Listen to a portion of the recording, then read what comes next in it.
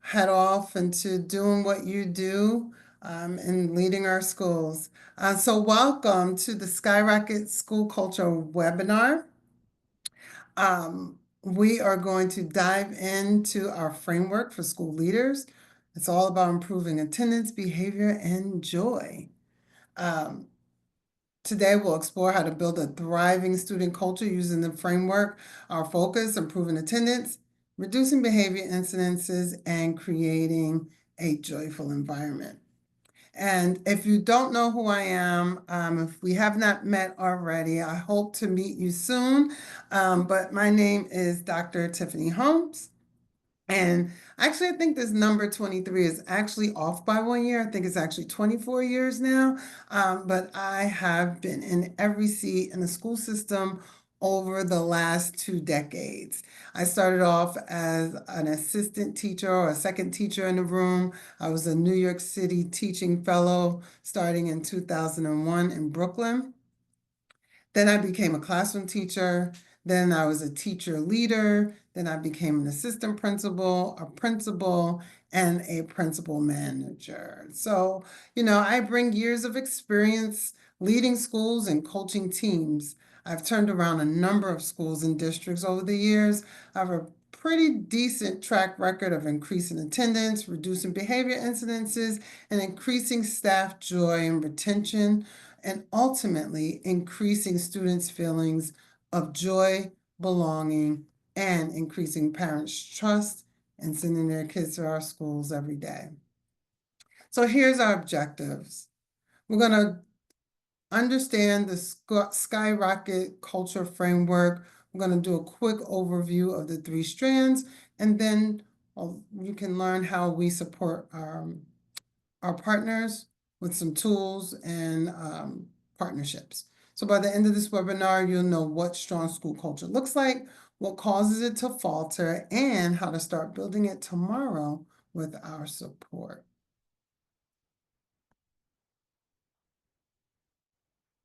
So I think if I asked you all, what is student culture, we might all land in the same general area.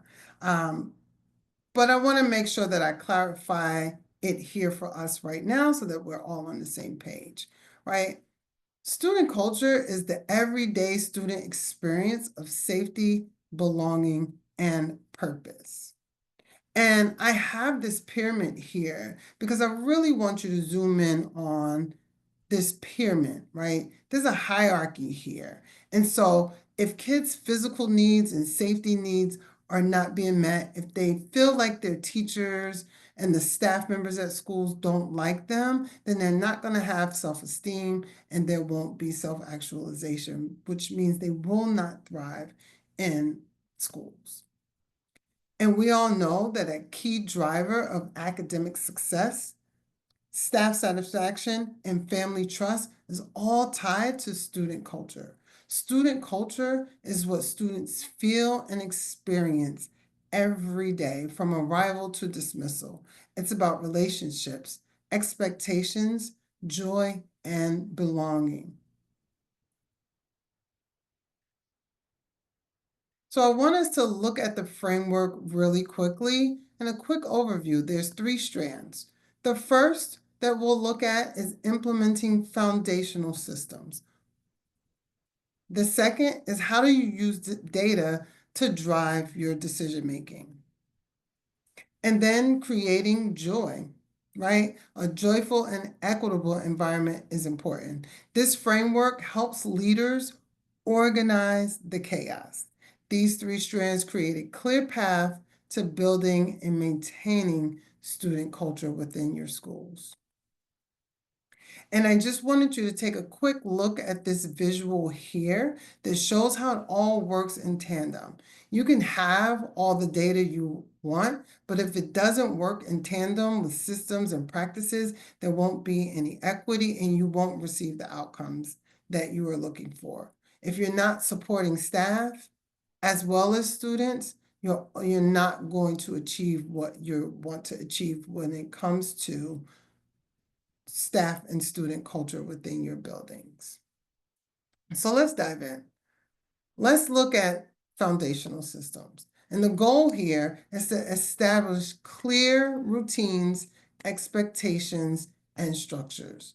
That means, what does arrival and dismissal routines look like? Do parents know? Do students know? Do teachers know? Do people who are not classroom teachers have a morning post for arrival and dismissal to assist with all of the moving parts of arrival and dismissal? Transitions, hallway expectations. Are kids expected to walk silently? Are your older kids expected to hear a bell and freely transition? What does that look like? Where teachers during those transitions, right? Do you have a tiered behavior system and classroom norms? I really want to emphasize tiered behavior systems. What does it look like when kids make great choices, and what does it look like when they make a mistake? Do they get a warning? Do they get a redirection? Are they allowed to go to the calm down corner? How long is the calm down corner? Is it 5 minutes? It should not be 30 or an hour or more indefinitely. We cannot forget about them in those calm down corners, right? What do classroom norms look like? Teachers play a huge part in this system. And I often say that if you have a dean team or culture team or, folks name them differently, but if you have people whose sole responsibility is to come in every day and respond to behavior calls, you might have, maybe if you're a huge school with a lot of support, maybe 5 people. And that's a lot. I imagine your schools have at least 200 kids, plus another, say, 50, 60 staff members. 5 culture team members cannot manage the behaviors of 200, 300, 400, 500 students in a building. Your teachers are the first line of defense. And so their classroom norms, their management of student behaviors, their redirections, their tiered behavior support system within their environment, it all matters. They should be reaching out to parents when students do well and when they make a mistake. If you are relying on 5 people to do the whole thing, it's not going to happen, and it won't happen well. So what can you do? Conduct a culture systems audit. And I'll talk a little bit more about how Skyrocket can assist you with that. Coach staff on consistent execution. We all know, we've all been there as beginning teachers. That's one of the things you might struggle with. Systems, just thinking through systems. Making sure that those systems are clearly articulated and those expectations are maintained by the students. Use walkthrough tools to monitor and support student behaviors and teacher support. As a leader, your job is to see the system, fix the friction, and coach to alignment. Small shifts in systems can lead to huge gains in student and staff experience. And I am going to leave a minute or two at the end for Q&A. So if you have questions, you can drop it in the chat at the end. And I'll try and respond to what I see. So let's look at strand 2. The goal for strand 2 is to use real-time data to improve culture and student outcomes. We keep talking about attendance, right? How are you analyzing attendance? You might have an attendance manager, or it might be your culture team that's in charge of attendance. Whoever it is, there should be some type of analysis on a predictable cadence, right? And then back to strand 1, what is the expectation? What is the system and the routine for following up with folks who are at risk? Do phone calls happen every day when a kid is absent? Are you sending a blast every time students are late? What happens at 3 absences? Is there a letter that goes out? What happens at 8 absences? Are we pulling folks in for a larger group meeting or one-to-one meeting? 15 absences, right? Like, we cannot wait until mid-year, see that we are way off our attendance goal, and then start trying to remediate the problem. Because in attendance, once you're in that hole, it is hard to dig out, right? But if you are analyzing the attendance, we all know what the trends are right before the winter break, right before the spring break. People stop coming as regularly, right? Because they want to extend their vacations and go take their kids to Florida or whatever it is. Put some incentives in place. Those are the days that you have parent-teacher conferences, all those things. Behavior trends and referral data. What does that look like? Who are the high flyers? What teachers need the most support? Is there a time of day where there's just an influx of dean calls or calls for behavior support? Usually at the end of the day and right after lunch. What can you do to adjust? And then those tier 2 and 3 intervention trackings, right? There's so many times that students get put on a behavior plan or a contract or something like that, and none of it is tracked. Are you following up? Are you following up with the family to say, hey, he's doing great? Are you following up with the family and say, you know what, he's on this contract or she's on this contract and she's still kind of, faltering. Let's come back to the table. Let's adjust, right? Culture isn't just a feeling. It is measurable. Data tells the story of who is thriving and who needs more from us. Track the trends, not just incidences. And I just wanted to remind you that when we think about our tiers, right, almost 90% of students are doing what they're supposed to do, right? And I think sometimes we get trapped into this narrative that, oh my God, my culture is terrible, when it really is just a handful of kids that need some extra special attention, right? And usually those tier 2 interventions will work, but that's why you have to track it to see if it's working and if there needs to be some adjustments. But tier 2, put some students on some check-in, check-outs with their favorite adult in the building, have them earn an additional incentive. You can have lunch with me if you have this many good days, whatever it is, right? Then you can focus on your tier 3 students, and that's 1 to 5% of students that really need some intensive individualized support. But once you have those systems in place, once you are coaching and supporting teachers around their positive relationships, classroom management, and delivering really strong, engaging lessons, because if that stuff is not happening, kids are not going to sit still and silently for 6 hours. But we need to make sure all that stuff is happening. Once that is happening, 80 to 90% of your school culture will be okay.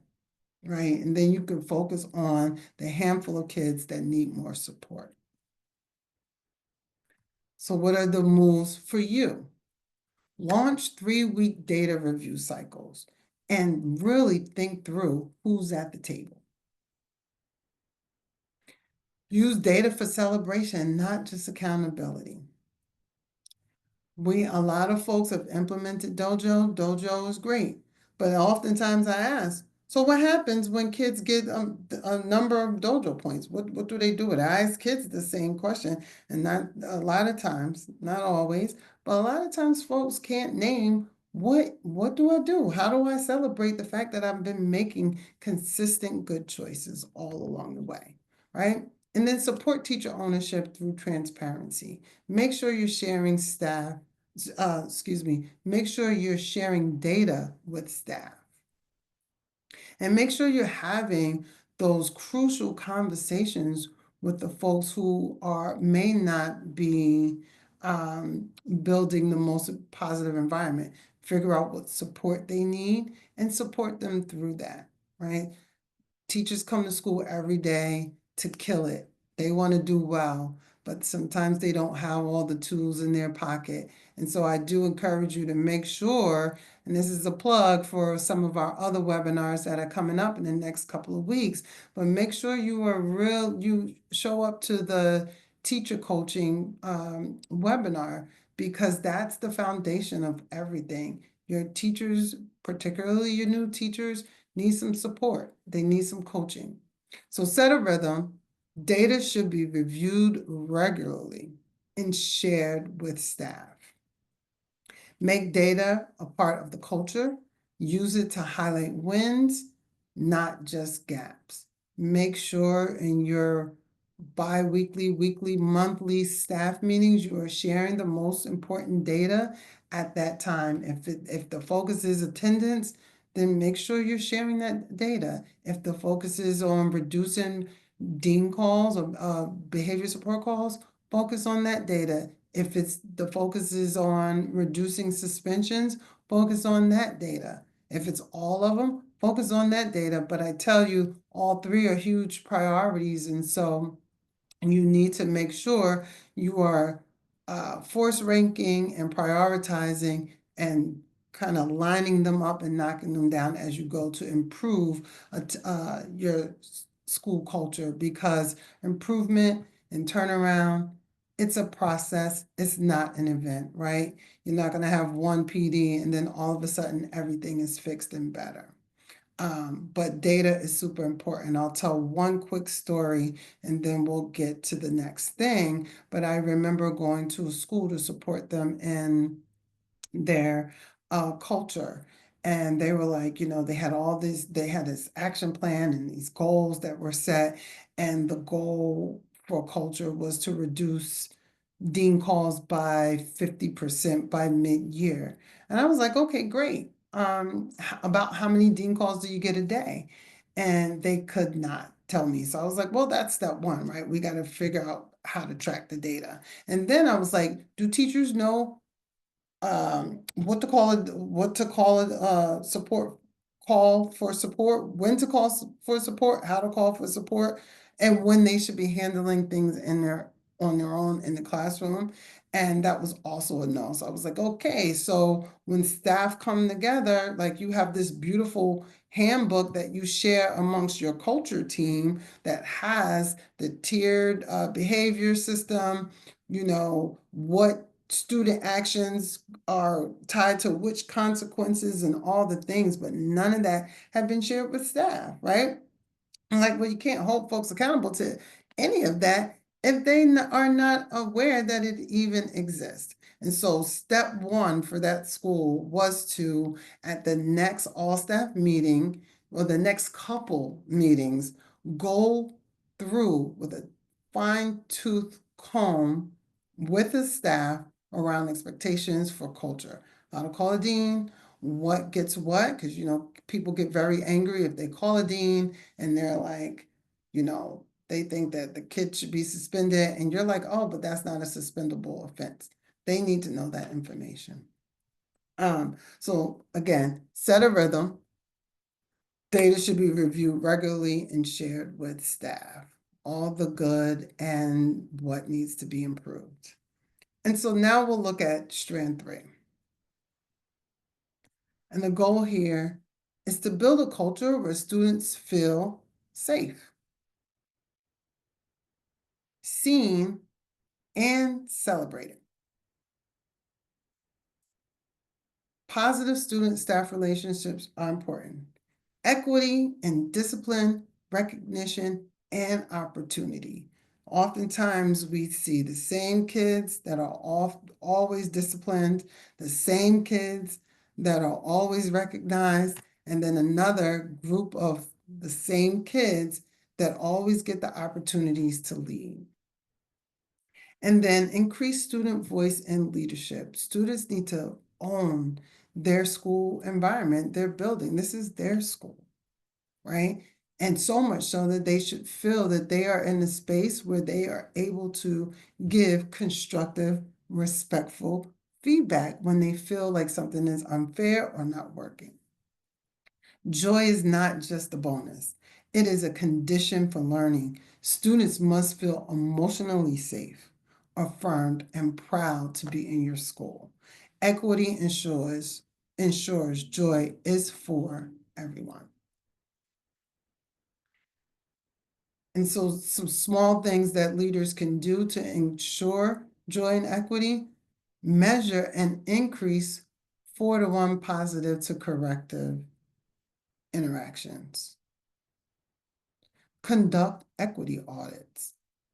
And in those audits, during those walkthroughs, you can make sure you're looking specifically and let folks know, I am specifically looking for that 4-to-1 ratio or 3-to-1, whatever, right? And establish culture building rituals and events.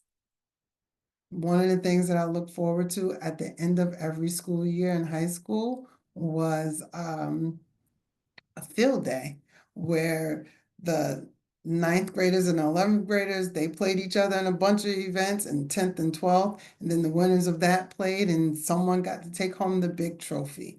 Loved it, right? We all look forward to prom, or if you're in a smaller school, we all look forward to Dr. Seuss the reading day, and we always look forward to whatever other celebrations come up seasonally.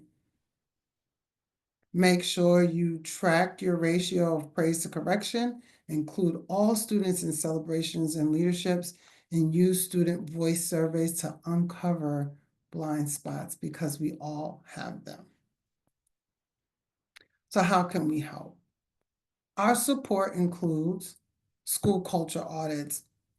And this is something we can schedule right away. We come in, there's 1 or 2 staff members from Skyrocket that will come in and will interview all of your stakeholders, staff, students, families. We ask them some pretty open-ended questions, and we create a report for you based off of the trends and the data that we gather, and we present that to you in a report. And then hopefully you take that, you dive into it with your team, and you can come up with an action plan. Targeted culture walkthroughs, leadership coaching cycles, professional development for teachers and leaders, and then we also have a number of tools and templates to drive implementation. We don't just consult, we co-create. Whether you need a full culture reset or focused tune-up, we'll meet you where you are and build capacity to lead this work, because it is not easy. So, time to choose your entry point. And I want you to drop your answers in the chat if you feel like it. If you don't, it's okay. What's one area you can take action to shift student culture in your building? Is it foundational systems? Is it data? Is it joy and equity? I'm going to give you about 30 seconds.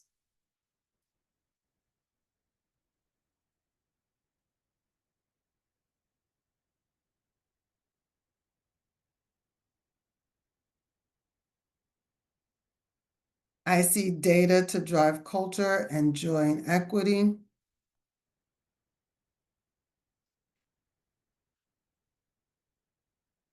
Yeah.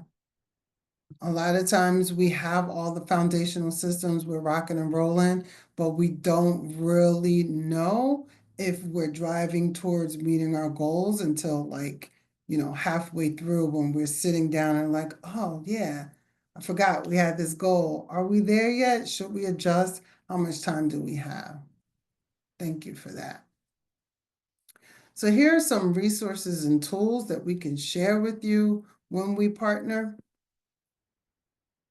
And you can use them to jumpstart your team meetings, walkthrough cycles, or PD sessions.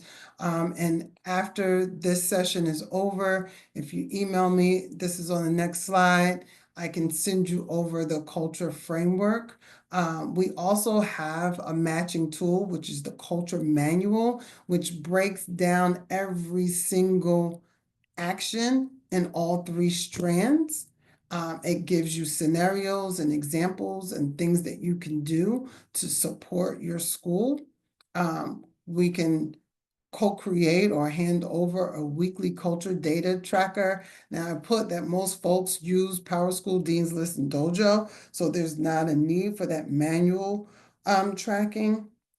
But I would insist that if you have one of these technologies, that you are really pushing folks to use them and not just text in a chat chain or something like that, because it's really hard to have the true data if you're not keeping it in a system in one location.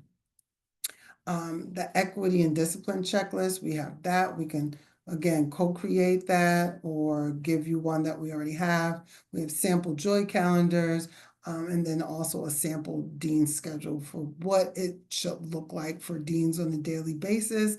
A lot of times deans don't really often know that they should be doing proactive walkthroughs. If you, when you think about your tier 2 and tier 1 students, they should be checking in first thing in the morning after morning arrival.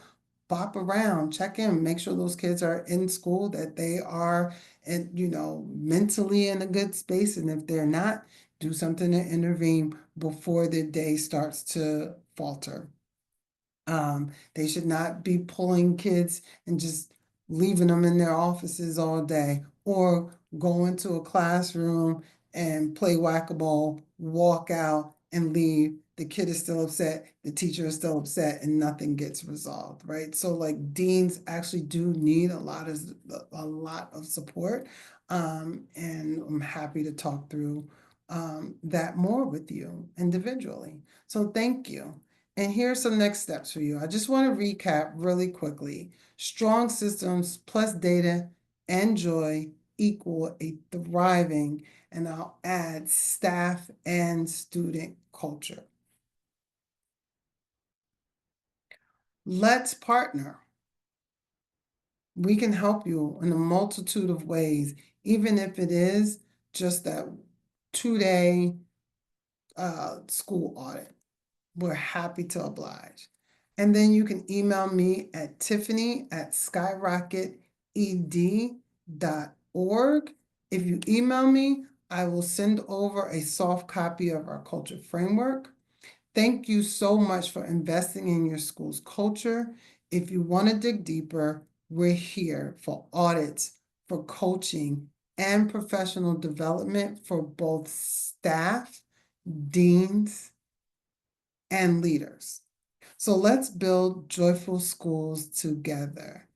Thank you so much. If there are any other questions,